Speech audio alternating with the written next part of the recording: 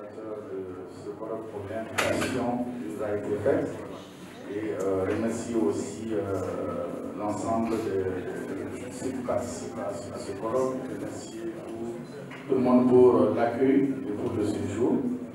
Et donc nous avons l'honneur pour cette première session de parler du dépistage, quelque chose qui nous a été demandé un peu à la dernière minute, mais on va essayer de rassembler quelques éléments et de parler un peu aussi de la petite expérience, enfin, de l'organisation que l'on a au niveau du centre de recherche de lutte contre la drépanocytose. Donc, avant de rentrer dans le vif du sujet, je rappelle juste cette petite déclaration ou cette petite phrase qui rappelle que sont tirées d'un document qui a été élaboré en collaboration avec l'ensemble d'un certain nombre de pays. On appelle le type de la drépanocytose en Afrique, donc la Mauritanie participe à travers le Sénégal.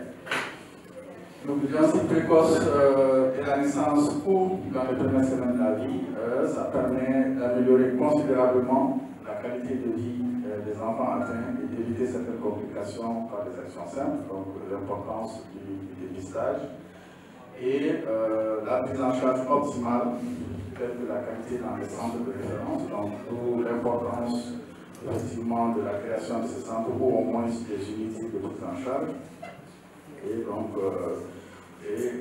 très souvent, ces unités effectivement sont dans les grandes villes, notamment dans les capitales. Ça permet quand même d'améliorer de façon considérable la vie des patients et ce qui permettra aussi à ces patients d'atteindre un âge adulte et d'avoir tout ce qu'un sujet normal peut avoir. Donc ça c'est pour la place du dépistage, donc il est important que ce dépistage puisse être mis en place et ce dépistage dans notre contexte constitue quand même l'élément essentiel, on peut dire un des éléments essentiels dans la prise en charge de la drépanocytose actuellement.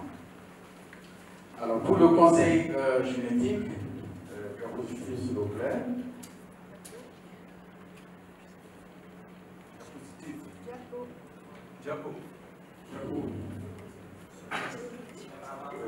Diapositive, encore. Alors pour le conseil génétique en fait c'est une sorte de consultation, hein, donc c'est une consultation presque médicale. Et cette consultation, elle est pluridisciplinaire, donc elle va associer plusieurs praticiens, donc d'où il y a aussi cette notion de coopération qui a été dite tout à l'heure dans le cadre des soins de drépanocytaires. Et dans cette consultation, ça permet déjà d'informer et de donner des informations, quelle que soit la maladie d'ailleurs, la drépanocytose en particulier. Donc, c'est de donner des informations sur la maladie, les modalités de transmission de cette maladie, l'existence ou non d'un dépistage, d'informer sur l'existence ou non d'un dépistage néonatal, et les possibilités de recours au diagnostic prénatal ou néonatal, on va en parler plus loin, même si dans notre contexte, ce n'est pas toujours évident. Et donc, ce conseil génétique, c'est le préalable à la demande d'un dépistage prénatal, notamment dans le cadre des soins. Et au centre de recherche de lutte contre la drépanocytose, ce conseil génétique, on peut dire, est organisé sous forme de ce qu'on appelle une consultation de rendu des résultats. On va en parler plus loin. C'est-à-dire que les patients, ceux qui viennent pour faire leur dépistage, sont reçus et le résultat est rendu après quelques informations, notamment sur la maladie positive. Il y a différentes possibilités ou différentes situations dans lesquelles ce conseil génétique peut être demandé, parce que très souvent c'est à la demande de ceux qui viennent pour le dépistage, très souvent. Il s'agit d'une image individuelle parce que la personne a entendu parler de la drépanocytose, elle veut faire son dépistage, mais elle veut savoir par la drépanocytose. Et donc, il peut s'agir aussi de projet parental. Donc, la personne peut venir parce que bénéficier d'un conseil génétique parce que c'est un couple qui veut faire un enfant et qui n'a pas peut-être entendu parler de la drépanocytose et qui vient savoir qu'est-ce que c'est et qu'est-ce qu'il faut faire. Ou au cours de la grossesse, donc notamment dans les services de maternité. Et il peut s'agir aussi d'un conseil par rapport à un dépistage néonatal lorsque le patient à la naissance de l'enfant se peut demander. Cas positif. Alors, comment se déroule cette consultation? Ce qui est classique, on veut dire, c'est une consultation en binôme avec le médecin et l'infirmière ou le médecin avec un psychologue, aussi la structure ANA. Et donc, le médecin va présenter et définir la maladie, donc il expliquer aussi les modalités de la transmission génétique, surtout dans les contextes, parce qu'il faut bien expliquer quand même, surtout dans nos contextes sociaux africains de polygamie, où on pense que s'il y a un enfant parasitaire, ça vient d'une partie, alors que effectivement c'est les deux parents qui peuvent donner la maladie. Et surtout si dans la famille, si c'est une famille polygamique, la première n'a pas d'enfant malade, mais c'est la deuxième qui a des enfants malades, et on pense que c'est elle qui a amené la maladie dans la famille. Et donc il est important d'expliquer le mode de transmission pour que ces situations puissent être bien clarifiées. Et après, bien sûr, faire le diagnostic avec la confirmation par le bilan sanguin, donc expliquer comment faire le bilan sanguin, quels sont les résultats attendus et qu'est-ce qu'il faut faire après. Positif. Et donc, avec les résultats, il faut quand même expliquer tout ce qui est en fonction des résultats, notamment si la personne est porteuse saine ou s'il y a un facile, l'enfant est malade ou si la personne est à risque de transmettre la maladie. Et surtout en cas de maladie, c'est d'expliquer un peu tout le processus de prise en charge, notamment si c'est une maladie chronique qui a besoin d'un suivi médical et de prise en charge, notamment médicamenteuse et surtout dans le cadre avec l'éducation thérapeutique. Et bien sûr, informer aussi sur l'existence ou non de centres ou de possibilités, de différentes possibilités de prise en charge, que ce soit à proximité ou à distance, et notamment dans le cadre de la prise en charge, dans le suivi du patient. Et donc, il est important, effectivement, avant de faire aussi ce conseil, de s'assurer et d'avoir des informations sur les possibilités de prise en charge dans la région ou dans le pays par rapport à la maladie. Cas positif. Alors, au Centre de recherche de lutte contre la drépanocytose, nous on organise ce conseil génétique sous forme de consultation de l'envie des résultats, parce que depuis que le centre est ouvert, nous réalisons aussi le dépistage, et généralement ce sont les dépistages volontaires. Donc les patients, les gens ils viennent pour se dépister, ou les patients sont agressés par leur médecin traitant parce que l'enfant présente une symptomatologie qui est en faveur de la drépanocytose, ou la personne a entendu parler du centre, ou entre guillemets, comme on dit, le bouche à oreille, ou parce que l'enfant du voisin présente les mêmes signes que son enfant qui est déjà connu drépanocytaire. Donc on demande à faire l'électrophorèse. Et donc, quand les patients arrivent et qu'ils font leur électrophorèse, on les donne toujours un rendez-vous. En général, les rendez-vous se fait une fois par semaine, donc tous les mardis après-midi, à partir de 14 h. Il y a une équipe, donc ce qu'on appelle une équipe de rendu des résultats, qui est constituée d'un médecin et du technicien de laboratoire qui a fait, bien sûr, qui font les examens. Donc le technicien vient avec les résultats et celui qui est venu faire le dépistage, il se repart toujours avec une fiche de rendez-vous sur laquelle il est écrit l'heure de rendez-vous. Et quand il vient avec sa fiche, on retire son résultat et on le reçoit avec le résultat et on lui explique. Donc s'il est normal, donc il est normal, mais peut-être s'il présente une symptomatologie qui est un rapport qui ressemble à la drépanocytose, on l'oriente vers d'autres spécialistes, notamment les rhumatologues, parce que très souvent c'est des personnes d'un certain âge qui se prennent des douleurs articulaires, probablement des douleurs arthrosiques ou des polyarthrite rhumatoïde, donc on les oriente. Et si c'est des porteurs sains, en fonction de motifs pour lesquels il est venu faire le dépistage, si c'est pour avant de se marier ou bien si c'est un dépistage de façon systématique comme ça. Donc si c'est avant le mariage, c'est le conseil de faire le dépistage du futur conjoint pour savoir si Et s'il n'est pas dans un projet de mariage, je lui expliquerai quand même qu'il porte un gène d'une maladie, que au moment de se marier, il faut faire attention, et donc il faut dépister celui ou celle avec qui il faut se marier pour éviter d'avoir des enfants malades. Et si c'est un malade, si le résultat montre que le patient est porteur de syndrome de parasitaire majeur, en ce moment-là, on l'envoie au niveau de l'unité du secrétariat qui est dédié à ce niveau pour faire ce qu'on appelle un dossier médical ou une ouverture de dossier. Et donc, le malade va être inclus dans la cohorte avec un rendez-vous de consultation. Et bien sûr, on va aussi, quand même, dans ce rendez-vous, demander aux parents, si c'est un enfant, s'il a d'autres frères et sœurs, de profiter pour faire le dépistage et éventuellement pour le couple, s'il y a d'autres projets d'enfants, de faire le dépistage aussi du couple pour savoir quels sont les risques s'ils peuvent avoir d'autres enfants, d'expliquer quand même qu'il y a toujours ce risque d'avoir un autre enfant malade après. Donc, c'est de mettre le malade dans un programme de suivi et d'inciter au dépistage des autres patients. Un cas positif suivant. Alors, qui peut proposer le dépistage? Donc, en dehors du dépistage volontaire, en fait, les professionnels aussi peuvent demander le dépistage.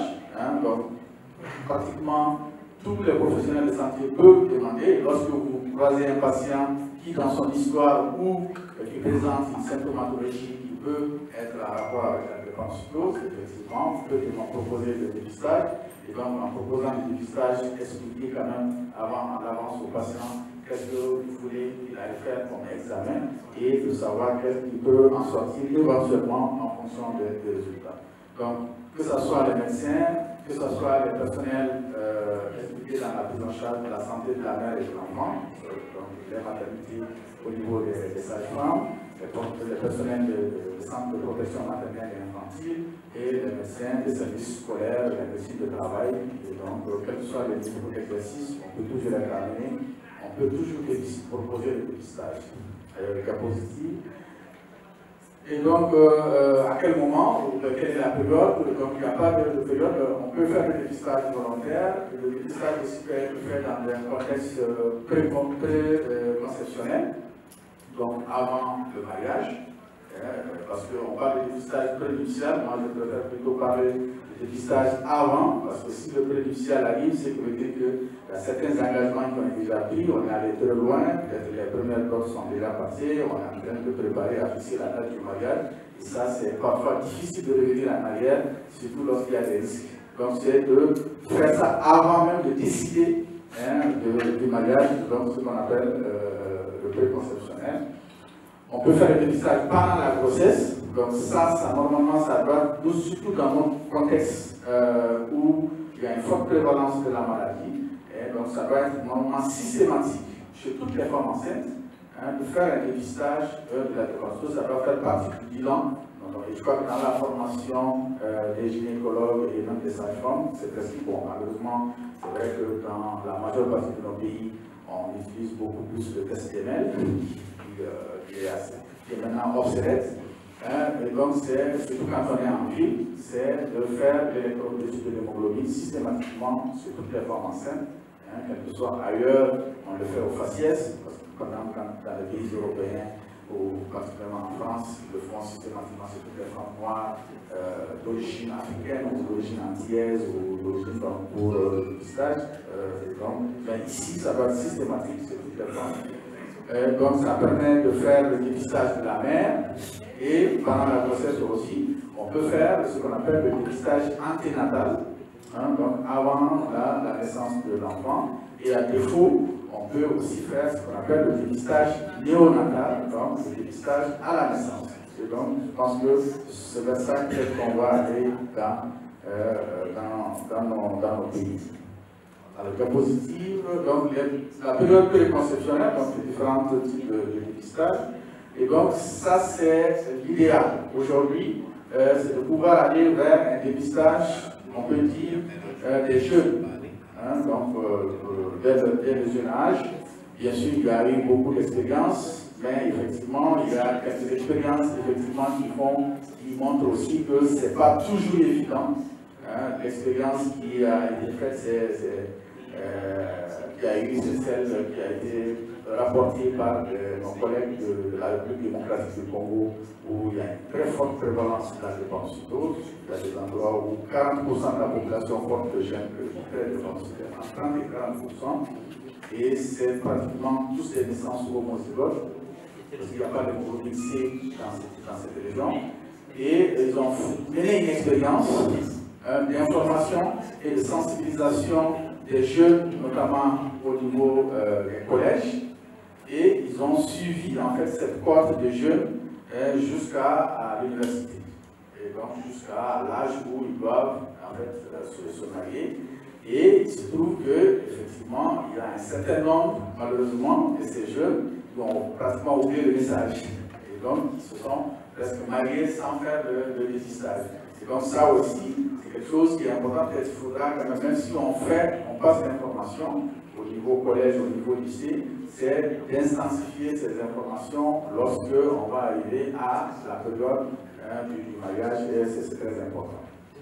Et donc, c'est à cet âge-là, c'est important quand on le fait pour que les gens puissent retenir quand même l'information qu'il faut que je fasse mon dépistage pour que, à l'avenir, si je dois avoir un enfant, qu'il ne puisse pas tomber, être un enfant malade. Et dans ce contexte-là, il faut quand même beaucoup d'informations et de sensibilisation. Et surtout lorsque au niveau de ces jeunes-là, le dépistage est fait, il n'y a pas cette contrainte de pouvoir faire un dépistage au moment de la grossesse parce que la personne connaît déjà son statut et c'est très important. Et donc, le cas spécifique de la femme enceinte, et donc quand est-ce qu'il faut proposer les études de l'hémoglobine, on a dit que normalement toutes les femmes enceintes doivent bénéficier de ce dépistage-là de façon systématique. Et donc, c'est d'identifier, ça permet d'identifier le risque chez la femme enceinte et son conjoint. Et avant quand même ce dépistage, il faut quand même l'information, il faut informer, sensibiliser, enfin informer surtout sur la maladie. Et donc tester la femme, le conjoint et éventuellement le fœtus. Donc ça dépendra des objectifs qui se sont fixés au moment de faire ce dépistage, notamment dans le cadre diagnostic anténatal. Et donc la particularité sur la femme enceinte, et donc très souvent, parfois, s'il n'y a pas de bénéfice direct pour la femme elle-même par rapport à l'évolution de la grossesse, parce que même si on a des pistes AS où elle est normale, il n'y a pas de problème, même si elle est AS, ça n'a pas d'impact sur l'évolution de la grossesse parce que les AS ce sont des porteurs sains et donc il n'y a pas de prise en charge particulière, mais par contre, ça permet quand même d'évaluer le risque, surtout si le conjoint est porteur du gène, donc ça permet d'informer par rapport au risque qu'il y a par rapport à l'enfant.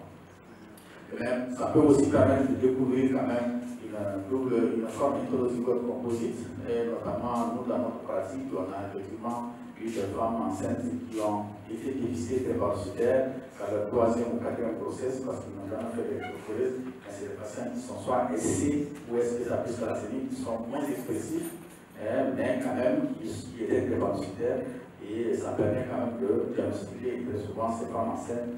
On les reçoit avec leur diagnostic, elles sont déjà enceintes et peut-être qu'elles sont même déjà à leur 2e ou 3e grossesse, parce que la première grossesse, on n'a pas eu de problème particulier, parce que les SC et les SP-thalassémiques sont beaucoup moins expressifs que les sujets homozygotes SS ou les SP-thalassémiques. Et donc, il faut aussi quand même tenir compte de ce diagnostic-là par rapport à l'âge de la grossesse. Donc, le dépistage doit être beaucoup plus précoce, très souvent, pour permettre, dans les contextes où les organisations permettent de faire des actes, et notamment, comme on le verra un peu plus loin, l'introduction de la grossesse en fonction du phénotype de l'enfant. Et maintenant, le problème, c'est que dans ce contexte-là, les discours ne sont pas toujours les mêmes. Il n'y a pas une harmonisation, mais l'essentiel, c'est de pouvoir informer la femme enceinte avant de faire ce dépistage, qu'est-ce qu'on attend, et par rapport à cette maladie, pourquoi on veut faire, parce que c'est ça, l'importance, c'est d'expliquer que c'est une maladie qui est grave, et donc d'où l'importance de faire le dépistage pour savoir par rapport à l'enfant, est-ce qu'il faut faire, dans notre contexte, c'est de savoir est-ce qu'il faut faire plutôt le dépistage, aller au dépistage néonatal, parce qu'il est connu aujourd'hui, plus tôt le diagnostic est fait et plus tôt l'enfant est pris en charge, mieux il va vivre et plus longtemps il va vivre avec sa maladie sans complications. Et donc c'est là où il y a l'importance quand même de faire le dépistage pour connaître le statut, pour pouvoir envisager le statut de l'enfant. En positif, on va parler un peu du dépistage prénatal et anténatal, même si dans notre contexte social et culturel, c'est assez un peu difficile, et même contexte technique, parce que ce qui va venir après, parce que l'important c'est de faire, il y a le dépistage, c'est important, mais qu'est-ce qu'on va faire après? C'est là où il est le plus important, parce que c'est ce qui va permettre de justifier ce dépistage-là. Et donc, le dépistage prénatal et le dépistage anténatal, et il faut toujours évaluer les enjeux pour la mère et pour l'enfant. Et donc, c'est très important, parce qu'après, on verra, dans certaines situations, on peut proposer, il est possible de faire une interruption thérapeutique de grossesse, ce qui, dans notre contexte culturel, parfois, ça ne peut pas, ça ne passe pas, et ça dépend aussi quand même certaines technicités. Et donc de permettre de dissocier le diagnostic prénatal du projet d'interruption médicale de la grossesse. Diapositive. Donc le dépistage prénatal ou anténatal, donc ça se fait en général, même si aujourd'hui dans les pays occidentaux on a prolongé quand même le délai de l'interruption passer de 12 semaines à 14 semaines ou à plus. Et donc le dépistage peut être fait avant 12 semaines, bon, autour de 12 semaines par soit une biopsie du trophoblaste ou par la myosynthèse. Donc les biopsies du trophoblaste, ça se fait par soit transabdominal ou en endovaginal, avec un risque quand même de perdre la grossesse. Et donc, ouais, c'est un peu les enjeux. Donc on fait un dépistage de la drépanocytose pour savoir si l'enfant qui va naître va être drépanocytaire ou pas. Et malheureusement, la technique a fait qu'elle a perdu la grossesse et au résultat, on trouve que l'enfant était normal. Donc, on a perdu une grossesse et qui peut-être parfois peut-être même est précieuse. Et donc, ça c'est le risque. Donc, c'est pourquoi il faut évaluer les enjeux. Alors, avant de décider, il faut évaluer et expliquer quand même les enjeux. Même si c'est 1%, c'est quand même pas négligeable, parce qu'on a quand même une chance sur 100 de perdre la grossesse, et donc ça sur un enfant qui est normal.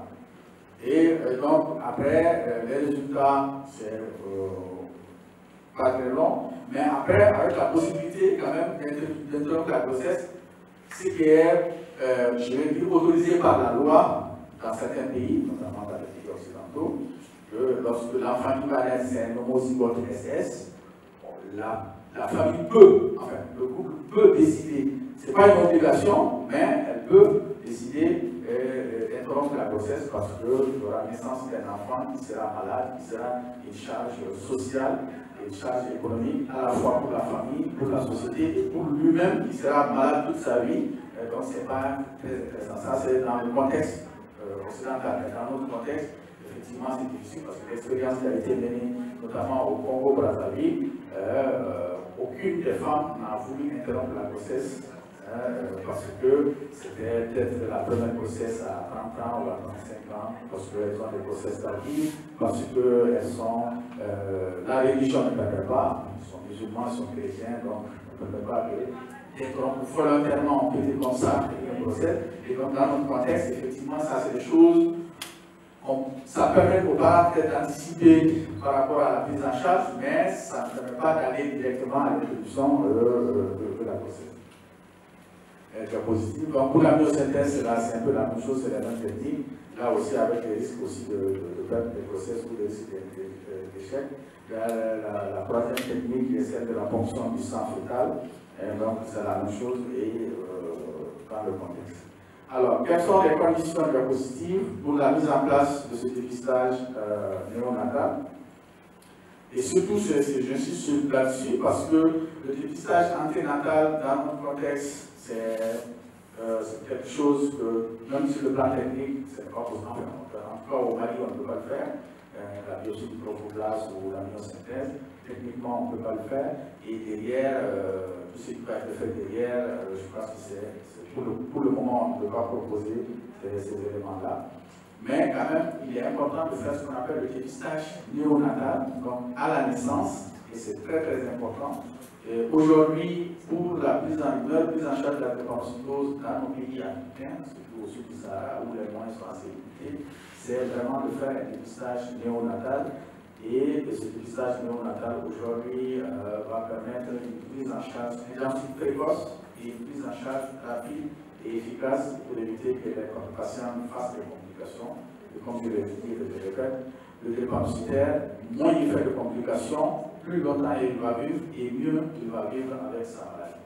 Et donc, pour mettre en place ce dépistage, il faut quand même, dans un premier temps, et on a peut-être largement discuté dans la première présentation, il faut des choix politiques.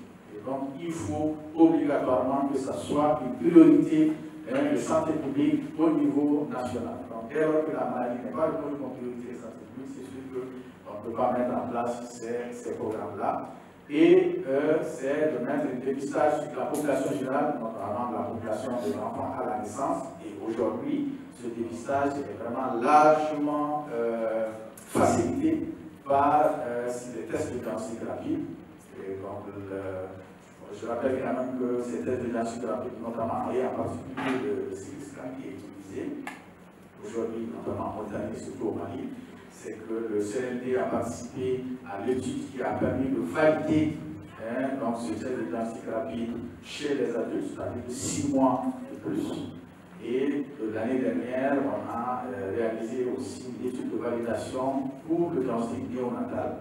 Et donc les résultats sont en cours d'analyse et ça montre quand même que par rapport, que ce soit le CIRISCAN ou l'autre test de diagnostic rapide qu'on appelle le démontage, il y a une sensibilité et une spécificité de presque 99% par rapport au test de référence qui est l'HPLC, donc la chromatographie de haute performance, ce qui veut dire que même dans le rameau le plus lointain, on peut faire dépister la drépanocytose. Aujourd'hui, on peut dépister la drépanocytose à l'aide du test de diagnostic rapide, qui est presque la même technique, un peu moins différente, mais qui est la même technique par rapport au test de diagnostic rapide pour le paludisme ou bien pour les autres maladies infectieuses. Et donc, je pense qu'aujourd'hui, c'est vers ça qu'on peut y aller.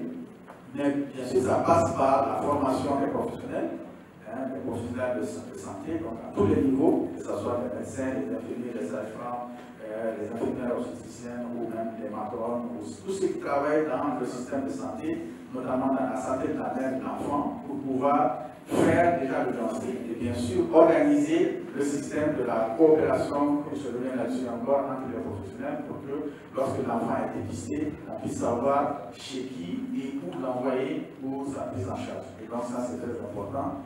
Et bien sûr la mise à disposition de moyens techniques et humains, notamment les laboratoires compétents. Je pense, même si on dit que ces tests sont assez fiables, mais pour certains diagnostics, effectivement, il y a besoin d'aller confirmer par des autres techniques d'utilisation d'études de l'hémoglobine, notamment tout ce qui est thalassémie. Certains diagnostics rapides ne permettent pas de faire des diagnostics de syndrome séquentiel majeur, syndrome thalassémique associé. Et donc, il est important que ces moyens techniques soient mis en place pour permettre une diagnostic plus efficace. Et bien sûr, des consultations spécifiques rendues des résultats, même si ce n'est pas des consultations, pour que, au moins, que c'est ceux qui doivent faire les tests au niveau né puissent avoir quelques éléments d'explication qu'ils vont donner aux familles pour dire que, bon, on a fait ce test-là, on le fait pour telle maladie, et cette maladie a telle spécificité, elle est grave, elle peut entraîner des complications, et donc il est important que si l'enfant est diagnostiqué, vous puissiez l'amener chez un médecin qui sait faire la prise en charge, ou au moins se présenter à un médecin pour qu'il soit pris en charge. Très positif. Donc, en pratique, par rapport au conseil génétique et au dépistage, parce que c'est les deux vont ensemble, parce que le conseil génétique est fait avant le dépistage, donc il faut faire informer largement le volontaire ou le groupe ou ceux qui viennent pour le dépistage. et notamment par rapport à la maladie, par rapport aux bénéfices qui peuvent en tirer du dépistage.